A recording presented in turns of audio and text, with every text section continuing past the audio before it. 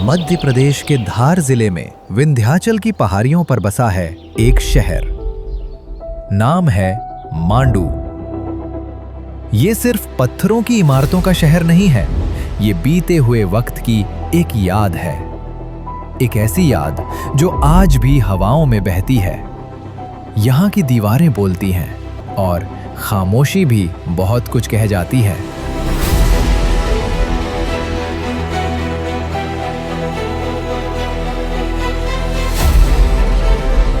मांडू का इतिहास करीब 1500 साल पुराना है। माना जाता है कि 6ठी शताब्दी में यहाँ एक मजबूत किला बनाया गया था। तब इसका नाम था मंडप दुर्ग। ऊंची पहाड़ियां, चारों तरफ गहरी खाइयां, दुश्मनों से बचने के लिए बेहद सुरक्षित जगह। 10वीं और 11वीं शताब्दी में मांडू को पहचान मिली परमार वंश के समय। राजा भोज ज्ञान, कला और स्थापत्य के महान संरक्षक। मांडू उनकी सुरक्षा और शक्ति का एक अहम केंद्र बन गया। समय बदला, 14वीं शताब्दी आई। दिलावर खान गोरी ने मांडू पर अधिकार किया। उन्होंने इसे अपनी राजधानी बनाया और नाम रखा शादियाबाद।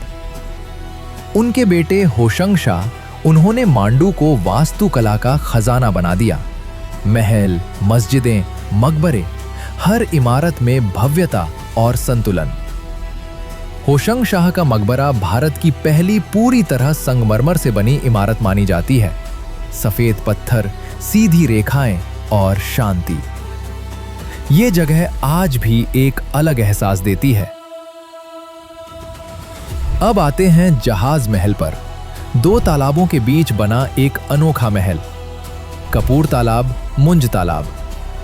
पानी पर तैरते जहाज जैसा लगता है। बरसात के मौसम में जब पानी भर जाता है तो यह सच में पानी पर तैरता हुआ दिखाई देता है। हिंडोला महल।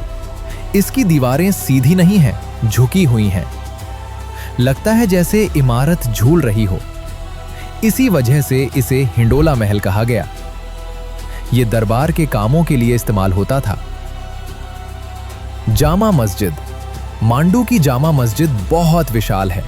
कहा जाता है कि इसे सीरिया की दमिश्क मस्जिद से प्रेरित होकर बनाया गया। खुले आंगन, ऊंचे मेहराब और सादगी। ये जगह शांति से भरी हुई है। लेकिन मांडू की असली पहचान सिर्फ इमारतें नहीं है। यहाँ की सबसे बड़ी कहानी है प्रेम की। बाज बहादुर और रानी रूपमती की। बाज बहादुर मालवा के अंतिम स्वतंत्र सुल्तान थे। उन्हें युद्ध से ज्यादा संगीत से प्यार था। एक दिन शिकार के दौरान उन्होंने किसी को गाते सुना। आवाज बहुत मधुर थी। वो थी रूपमती, एक चरवाहे की बेटी। उनकी आवाज और सादगी ने बाज बहादुर का दिल जीत लिया।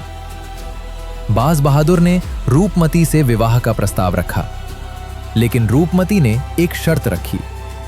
उन्होंने कहा, मैं मांडू तभी आऊंगी जब रोज अपनी आराध्य नर्मदा नदी के दर्शन कर सकूं। इस शर्त को पूरा करने के लिए बाज बहादुर ने मांडू की सबसे ऊंची पहाड़ी पर रूपमती मंडप बनवाया। आज भी यहां से नर्मदा नदी दिखाई देती है। ये जगह प्रेम की गवाही देती है। लेकिन हर प्रेम कहानी पूरी नहीं होती। अकबर के सेनापति आदम खान ने रूपमती की खूबसूरती के चर्चे सुने। उन्होंने मांडू पर हमला किया। युद्ध हुआ। बाज बहादुर हार गए और भागने पर मजबूर हो गए। रूपमती ने अपनी मर्यादा बचाने के लिए जहर खा लिया।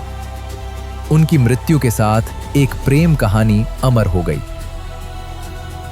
1561 में अकबर ने मांडू को जीत लिया। जहांगीर को यह जगह बेहद पसंद थी। वे महीनों यहां रुकते थे।